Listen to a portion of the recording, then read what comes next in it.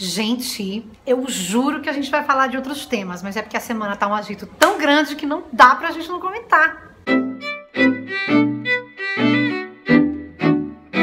A gente já falou aqui do caso do José Maier, fatídico caso do José Maier. A gente não teve oportunidade de falar do caso do Vitor e Léo, do cara da dupla do Vitor e Léo, mas ele também foi um sujeito que foi acusado de agressão pela esposa, disse que não tinha agredido, mas depois teve um vídeo que apareceu que provou que ele de fato agrediu a esposa e por isso o cara foi indiciado. E no dia seguinte teve o caso ainda do Otaviano Costa, que fez uma piadinha infeliz no programa dele, junto com uma outra moça, e foi suspenso por conta disso por 3 dias. E depois disso ainda teve o caso do Oscar Magrini, do Thiago Rodrigues e do Caio Blá, meio que defendendo a posição do José Maier por ter se retratado publicamente sobre a questão do assédio que ele cometeu contra a figurinista da Globo. Ou seja, todos esses globais, minha gente, estavam aí repercutindo loucamente uma questão que é muito importante para esse canal e que a gente fala muitas vezes, que é a questão do feminismo. E aí eu achei que eu devia gravar um vídeo pra gente falar sobre o papel dos homens no feminismo. Isso não é lindo? Eu acho que pra gente começar, a gente precisa entender direito o que é o feminismo. E por que eu tô te falando isso? E eu vou falar sobre o feminismo aqui em linhas bem gerais. Porque eu tenho visto, por conta de todas essas repercussões da semana, uma série de falas que são bem divergentes e distoantes e falsas, na verdade, sobre a ideia do que é feminismo. Muita gente falando, ai, as pessoas não deviam falar de feminismo, de falar igualdade para todos, ai, o feminismo são essas feminazi, ai, é a mulher queimando sutiã, já falamos disso aqui. E tudo isso faz com que desvie o olhar para a gente entender o que é efetivamente o feminismo. E o que é o feminismo? É a busca pelo reconhecimento dos direitos das mulheres na sociedade. Você pode olhar ao longo de toda a história, esse é um percurso, essa é uma definição bem simples, bem básica, mas que você vai reconhecer esse elemento ao longo de toda a história, mesmo diante de diferentes vertentes do feminismo. E é claro que existem diferentes vertentes do feminismo, porque ele é um movimento, inclusive, teórico, não só de mobilização política, mas também teórico. E por conta disso, você tem uma efervescência de ideias acontecendo, ele é um movimento vivo, e isso é fundamental. Se não fosse isso, como é que nós poderíamos, por exemplo, trazer um corpo forte de reflexões que foi trazido pela Angela Davis, por exemplo, que disse, peraí, esse movimento, ele está sendo até hoje um movimento branco, classe média, e na verdade a gente tem um problema que é social e que é racial, e a gente precisa discutir isso porque a realidade das mulheres brancas de classe média dos Estados Unidos é muito diferente da realidade das mulheres negras dos Estados Unidos. Então, vamos olhar para isso. Então veja, essa efervescência ela é fundamental, mas a base continua a mesma. E esse movimento foi um movimento fundado por mulheres, porque foram mulheres que entenderam que o seu papel na sociedade não estava sendo reconhecido. Foram mulheres que perceberam que a sua participação na sociedade estava exclusiva ao dentro de casa. E que esse exclusivo de dentro de casa não era o que interessava a elas e que elas não conseguiam atingir os espaços públicos porque os homens, em sua dominância masculina, não reconheciam a possibilidade dessas mulheres de atuarem no espaço público. Entendidos estamos com isso, é importante então dizer que você, homem, tem sim um papel no feminismo, mas você precisa se encontrar nesse papel.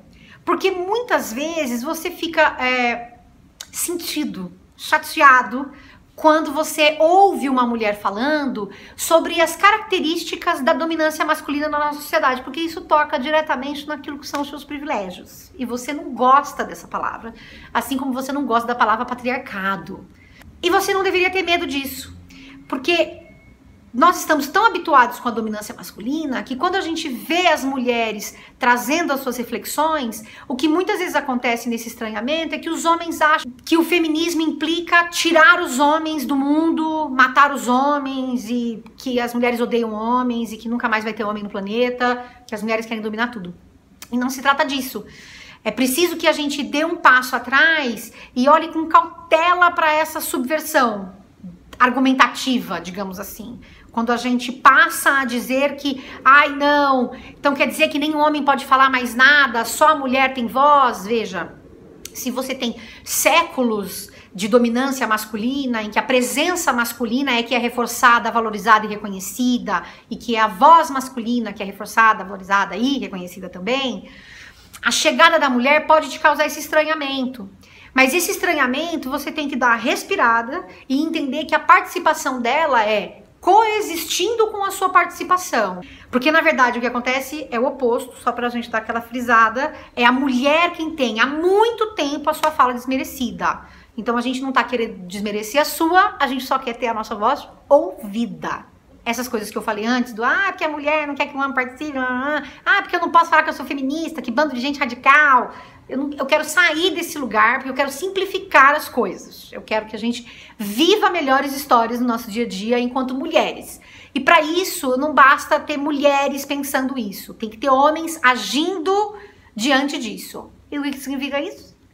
Significa que se você tem um filho, um sobrinho, um parente, uma criança com quem você convive, você não vai dizer para essa criança, não tem essa atitude de menininha, para desmerecer uma atitude que essa criança, esse menino, está tendo no seu dia a dia. Significa que você, homem, que está trabalhando e tem a possibilidade de organizar um evento, que você não vai chamar só homem para falar nesse evento. Isso é muito comum, e se você começar a olhar no seu entorno com mais cautela, você vai ver que tem muitos e muitos eventos que tem 15, 10, 5 palestrantes e todos eles são homens. Se você organiza esse evento, sendo homem ou mulher, você vai começar a procurar especialistas também mulheres para falar nesses eventos, porque elas são tão qualificadas quanto os homens para falar. Se você é casado, você vai começar a entender as tarefas domésticas como suas e não como um favor que você faz à sua mulher. Se você mora com sua mãe, você vai entender que a tarefa é sua e não que é uma generosidade sua ajudar a sua mãe. Então você lava a louça, você planeja o almoço, você faz tudo isso. E por que você faz isso? Para que você dê a possibilidade dessa mulher, caso ela queira, de atuar não só no espaço privado, como também no espaço público. Porque eu não sei se você sabe, mas a mulher acaba tendo uma tripla jornada, ou seja, ela trabalha fora hoje em muitos casos, mas quando ela volta para casa, ela precisa fazer muita e muita coisa sozinha, porque muitas vezes você, homem, só ajuda quando quer ou quando tem disposição. E a mulher não tem essa escolha ainda hoje. Quando você está fora de casa, está na rua, está curtindo, fez uma cantadinha pra gata, a gata negou a sua cantada, você não vai insistir, você não vai puxá-la pelo braço, você não vai ficar agoniando a menina. O que você vai fazer? Você vai virar as costas e vai embora. É isso que você vai fazer. E por que é que eu tô te dando todos esses exemplos? Porque está tudo tão normalizado no nosso dia a dia, a presença masculina e a imposição de uma atitude masculina que traz a submissão da mulher, que é uma posição que acaba por prejudicar a mulher, que muitas vezes os homens e também mulheres não se dão conta disso. E para a gente poder mudar isso, e que é o que o feminismo tem tentado fazer, os homens precisam também reconhecer esse lugar. Além disso, um outro elemento fundamental e último, mas não menos importante, é entender o que é, portanto, com clareza a causa feminista, para você poder refutar aquilo que as pessoas costumam dizer dessa questão de que as mulheres querem tudo para si, não mais para o homem. Isso é a inversão dessa lógica de argumentação e da maneira como as coisas estão estruturadas hoje, e você precisa participar disso, dizendo, não, opa, peraí, gente, mas a gente tá aqui tendo voz a vida inteira e não tô entendendo esse negócio, não se trata disso. Trata-se de reconhecer que há atitudes, que há mudanças de comportamento que as mulheres têm, que há diferenças no comportamento das mulheres, que são exclusivas pelo fato de elas serem mulheres. Por ser mulheres, há muitas coisas que as mulheres deixam de fazer e que um homem não tem a mínima noção de que isso acontece, porque isso está lá pequeno, no dia a dia da mulher, e isso tem um impacto muito concreto na maneira como ela vive a sua realidade, na maneira como ela trabalha, como ela atua no mundo.